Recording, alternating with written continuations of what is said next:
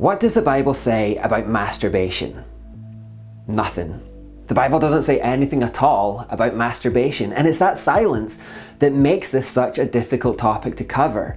In the introduction I said that church leaders generally avoid this topic for fear that it's taboo, and while that is correct, I do believe that more would be said about this issue if there were just some solid Bible references to turn to.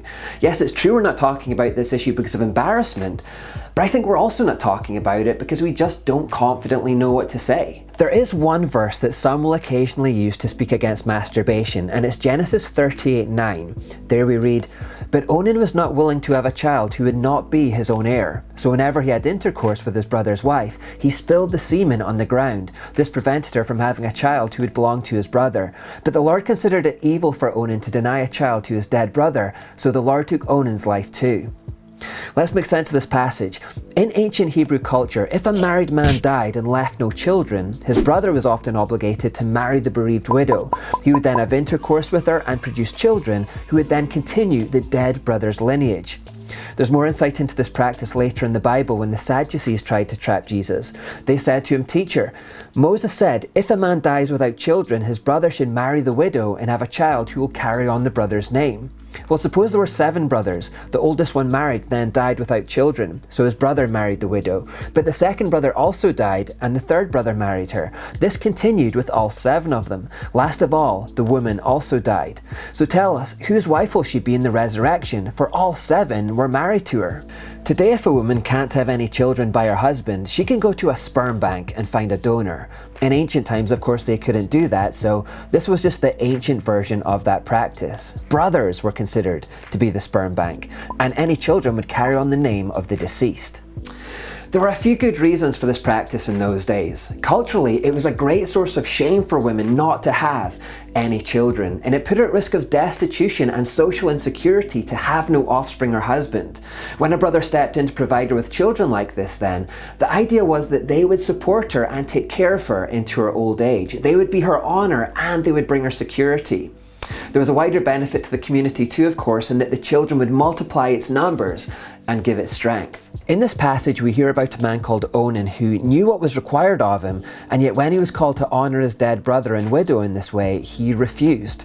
He would very literally go through the motions of sexual intercourse, but would withdraw at climax, ejaculating onto the ground so as to deny her children. This was a sin in God's eyes for the explicit reason that it was sentencing this woman to a life of lonely destitution and dishonour as a childless widow. This is what it means when it says, "But the Lord considered it evil for Onan to deny a child to his dead brother." It was a selfish thing to do.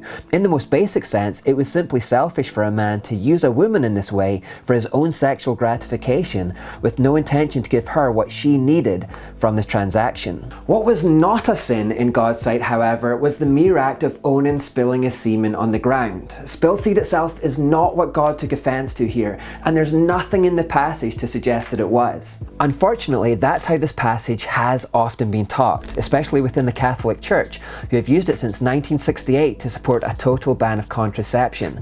But I have to repeat that there's nothing here that suggests God has a problem with the mere act of spilling seed.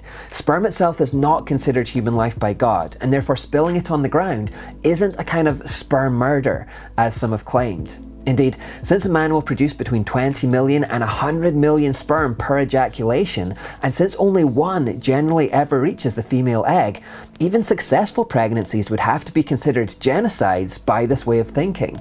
Human life only begins when the sperm fertilizes the egg. Therefore, again, there's nothing within the Onan story that condemns masturbation on these spilled seed grounds alone. With that now hopefully clarified then, we're back to the original statement that I made at the beginning of this video, that the Bible doesn't explicitly say anything about masturbation at all. Not only is the word masturbation never used, but the act itself is strangely never even implied.